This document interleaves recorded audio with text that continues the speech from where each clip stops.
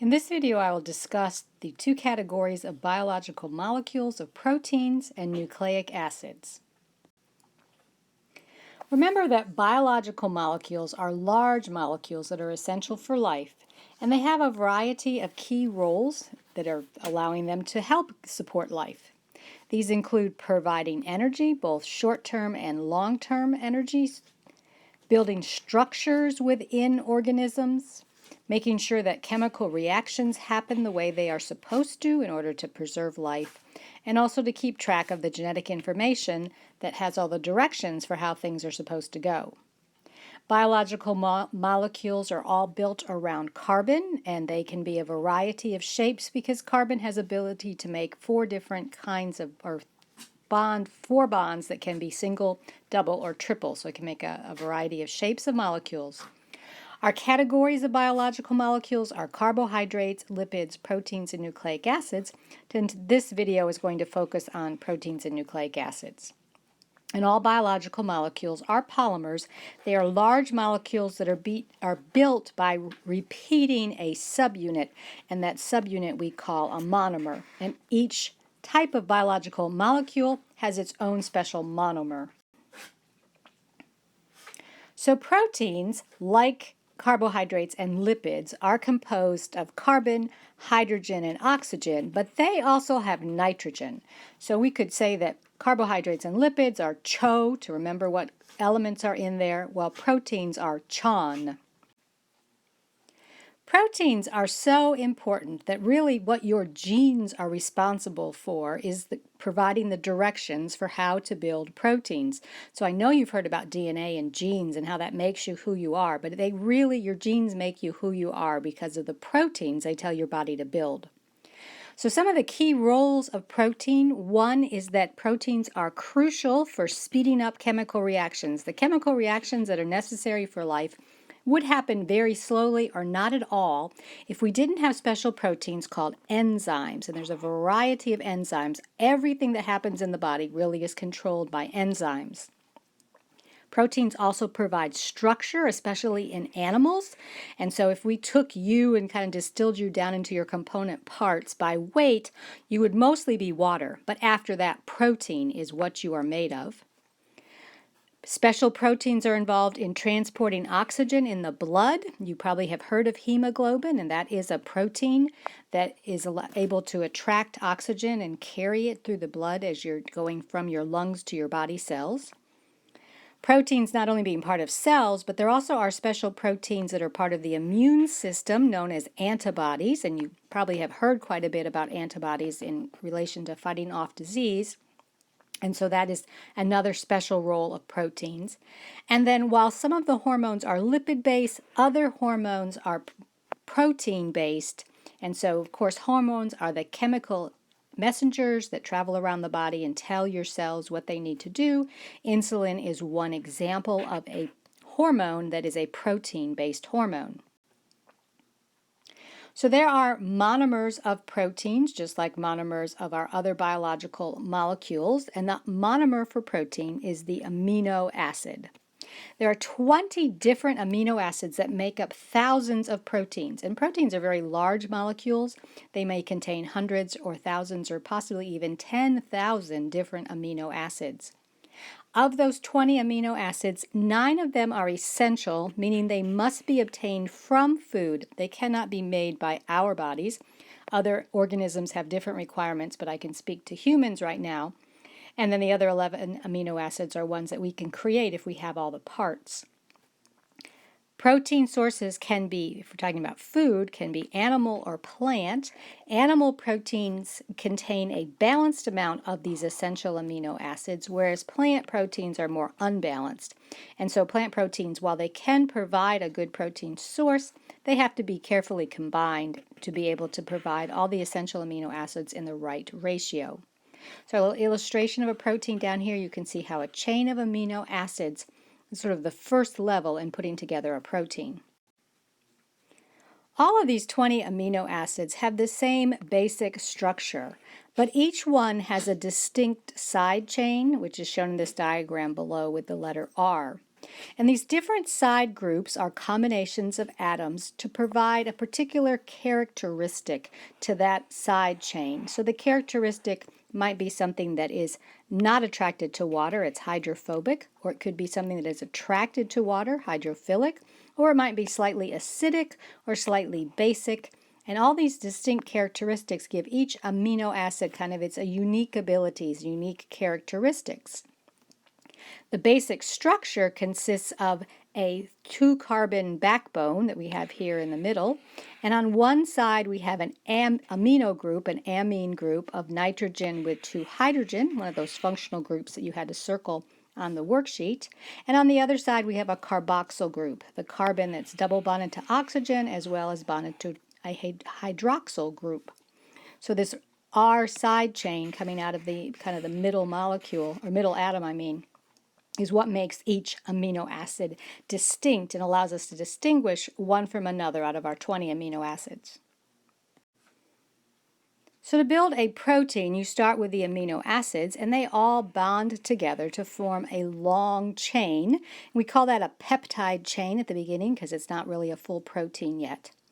And then that chain folds and twists and kind of goes zigzaggy like a folded fan based on how the R side chains, those distinct chains that are different for each amino acid, how they are attracted to each other. So one that is a little acidic might be attracted to one that's more basic, or two that are both hydrophilic might stick together better than two that are hydrophobic. The end result is sort of a blob. As I said, proteins are large molecules, so they kind of become these big blobby shapes.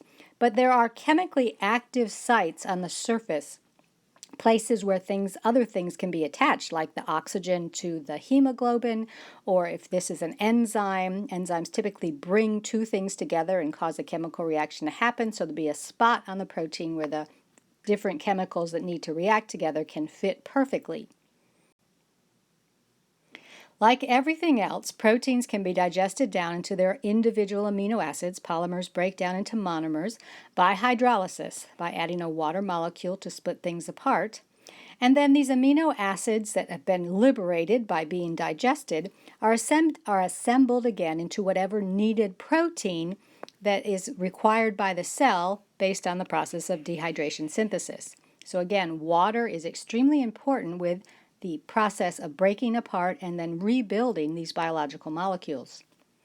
Any excess amino acids can be built into lipids to be put away for storage, or in low-calorie situations, they can be used for energy. So proteins are a pretty versatile molecule. They are first used to repair and replace and build the various structures in the body or the enzymes that are needed to make chemical reactions happen, but they can be stored as fat or used directly for energy. Finally, we're on to our last biological molecule, or nucleic acids. Now, nucleic acids contain carbon, hydrogen, oxygen, nitrogen, and phosphorus. So we've had CHO, CHON for protein, and now we're to CHOMP.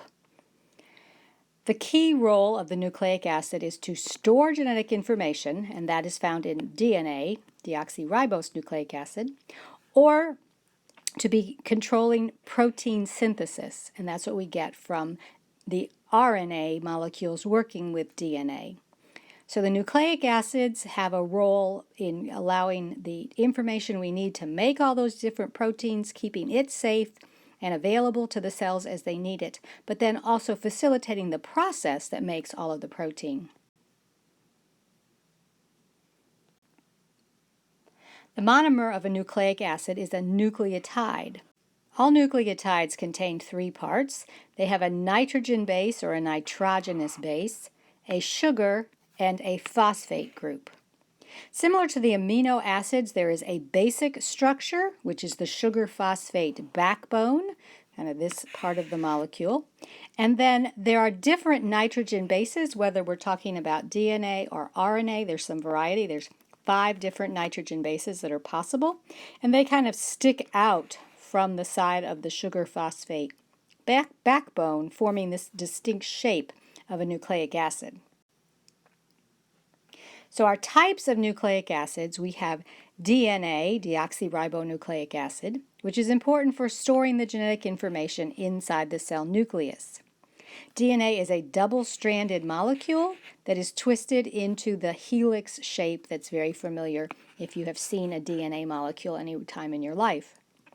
RNA, or ribonucleic acid, is only a single strand instead of a double strand, and it is what is so important in protein synthesis because we have mRNA that takes the DNA code in your gene and carries it, translates it or transcribes it, and carries it out of the nucleus so that DNA can stay in the nucleus, but RNA goes out to the cytoplasm where proteins are being made. And then two other types of RNA, tRNA and rRNA, are involved in synthesizing new proteins based on the code that is coming from the DNA but comes through the mRNA.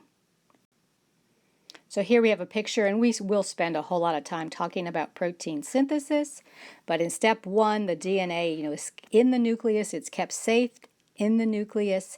It is allowing, there's a particular gene here on the DNA that needs to be used by the cell, needs to make the protein that gene provides the code for. So mRNA takes and copies that code and then moves out of the nucleus into the cytoplasm of the cell, meets up with a ribosome, and at the ribosome, and ribosomes are made out of RNA, our transfer RNAs come in, bringing an amino acid. So these little blue circles on here are individual amino acids. Each tRNA molecule carries an amino acid, and then at the ribosome they are connected together into this peptide chain that will eventually become a protein. Nucleic acids are found in everything that has cells, so every cell contains nucleic acids, and they do need to be digested, broken down by hydrolysis, and they can then be put together into more nucleic acids or converted into lipids for storage like any other excess biological molecule. This diagram at the bottom kind of gives you a little picture of how the two hydroxyl groups on the monomer become the source of the two hydrogens and the one oxygen that are part of dehydration synthesis, where we're taking water out, leaving these two monomers being held together by this bond that has oxygen in the middle. And that's the basic process of dehydration synthesis for all of our biological molecules. There is one other nucleotide that is not involved in making nucleic acids, but it is very, very important in the cell, and we'll spend quite a bit of time talking about it. ATP is the name of it, adenosine triphosphate, and it's an individual nucleotide that acts as a rechargeable battery for cell activities. So it is where the energy that is found in something like glucose, a carbohydrate, that's being burned for energy in your body, that energy goes into an ATP, and then an ATP carries it in little bite-sized pieces to the various parts of the cells that need a little bit of energy. Every human cell is estimated to use about 1 billion ATP each minute. It's a tremendously important molecule.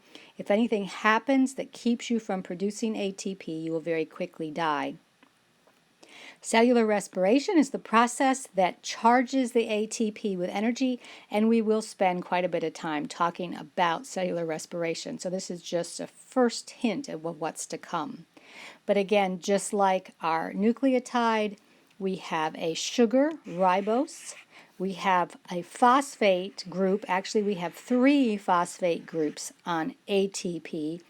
And then there is the nitrogenous base, which is adenine when it comes to ATP. I just wanted to talk briefly about calories because when biomolecules are used for energy, they are giving us calories. Calories are a way that we measure energy.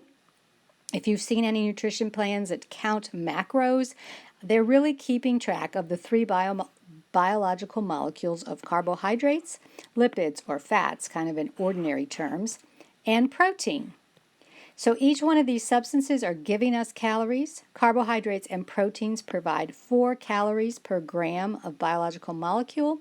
Lipids provide 9 calories, more than twice as much, which is why most losing weight kind of diet programs are asking you to cut back on fat. Incidentally, alcohol provides 7 calories per gram, so it doesn't shirk on the calories numbers either. Good nutrition is more than just counting calories, of course. You do need to keep a balanced intake of all of the macromolecules because if you remember from the very first slide, there are many important functions that these macromolecules perform in your body, and the only source of the monomers to build the ones you need is the food that is eaten. So it's important to provide a good balanced collection of macromolecules or biological molecules by choosing good food sources.